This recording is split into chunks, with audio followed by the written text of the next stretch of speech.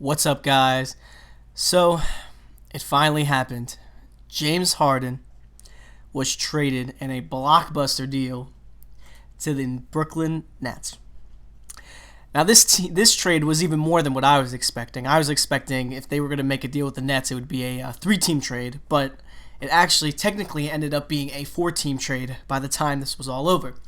So if you look on the screen now, this is just the general player details. It's kind of hard to add in exact picks. So pretty much the whole full trade here is that the Nets get James Harden and a second-round pick from the Cavs. The Rockets would get Victor Oladipo from the Pacers, Dante Exum from the Cavs, and Rodney Kurucs from the Nets. And also on top of that, they get three Brooklyn Nets first-round picks, 2022, 2024, and 2026. And then they're also going to have pick swaps with the Nets. They would probably get the better of whatever the two picks, whatever between the two teams, they'll get the better pick. And that's in 2021, 2023, 2025, and 2027.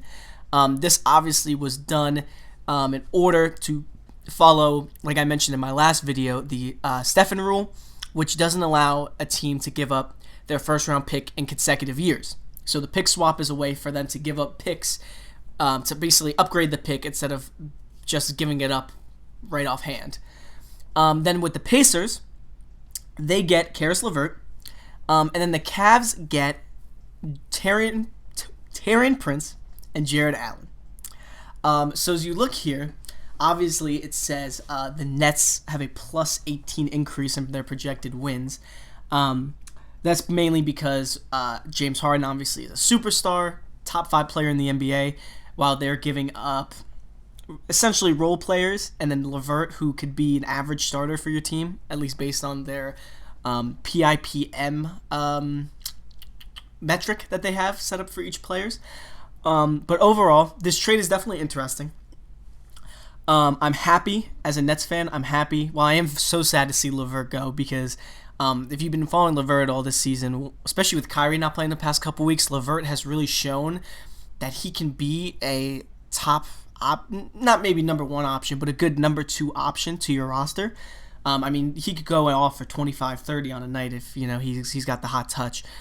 And his game is definitely good enough to where he could score inside and outside. He's a solid defender, and he's a good playmaker too for your team. So he is very versatile, and can fit well either as a guard or a small forward for you.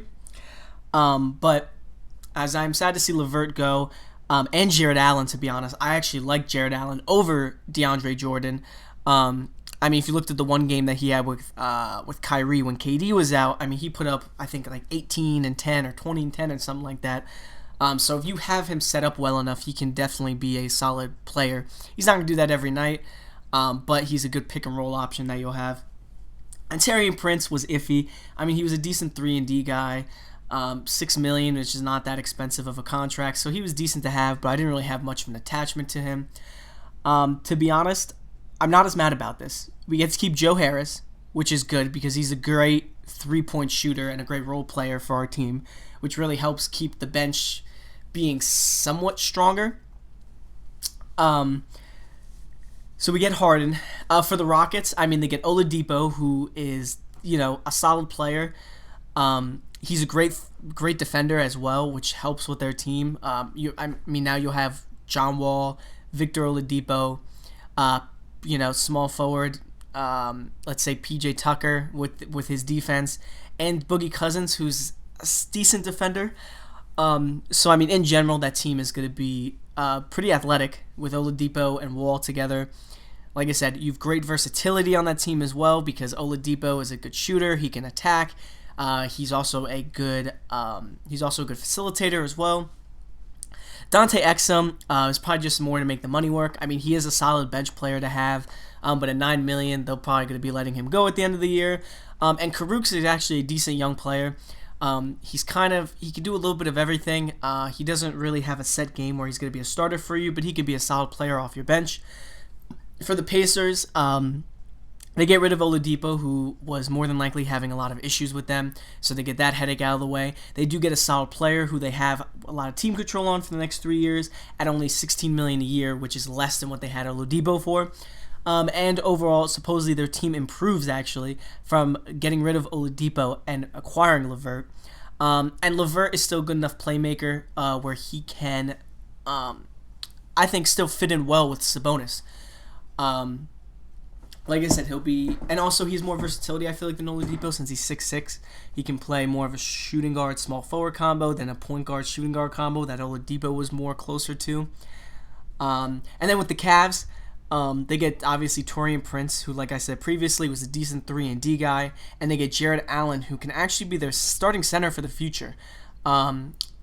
This also means, more than likely, Andre Drummond is leaving since he's on the last year of his deal, and with Jared Allen, they're probably not going to be keeping him. So overall, this trade, I think, helps all teams. The Rockets got a freaking king's ransom out of this deal. With the picks they have, I really think Oladipo is going to improve a lot. I think with him being in a new scenario, I think he'll definitely improve. I don't know how he'll fit with John Wall and Boogie Cousins. The only good thing is that I feel like Oladipo can be suited well enough to play a little off ball, so that can help with someone like John Wall, who needs to have the ball in his hands more to be able to work. And then you have also, not only that, you'll have Wall, Oladipo, like I said, who's a good defender. You have Boogie Cousins, Christian Wood, who's been playing amazing this year. They also get more, like I said, they get more defense, which helps cover up Christian Wood's defensive deficiencies. So overall, the Rockets did great at this. The Nets finally have a big three. I'm not a big fan. I kind of want to wait and see how this goes, because I just wonder how they're all going to fit together. The biggest positive I think you can take out of this is that the Nets will really be able to, I think with this trade, this will definitely make sure that we keep Durant past his contract, because he has another star in Harden, and a more reliable one, which is sad to say, with Kyrie being out this past week. It seems like James Harden is surprisingly more reliable than Kyrie is at the moment. I was kind of half wondering if they were going to try to throw Kyrie in this trade. I don't know if any team would really want him at all, but I was wondering if they were going to do that to maybe get Harden to try to give up less in the deal, but that obviously didn't happen. But with this set of three, we'll see how it goes. Like I said, you have three of the most ball-dominant players in the league all playing with each other on the same court. Harden maybe could take a little bit of a Durant could take a little bit of a back seat, but I still don't think that's going to happen, because, it's freaking KD. It's like, how do you have him take a back seat? So my main concern is obviously how everyone is really going to mesh together, and that's what we'll really have to see. Like I said, at least Mike D'Antoni's there, so Harden will be familiar with the system, and we'll really have to see how it goes. Like I said, they do give up some bench depth, but again, they still have Joe Harris.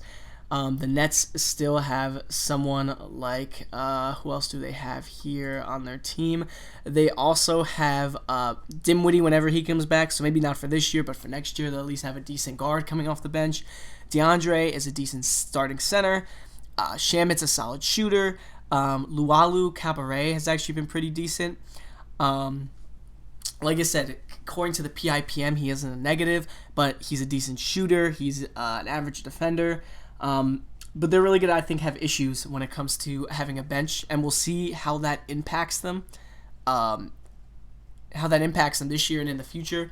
But, when you have scoring like this, it could also make up for their lack of defense that they're going to have, because Jared Allen was a solid defensive center.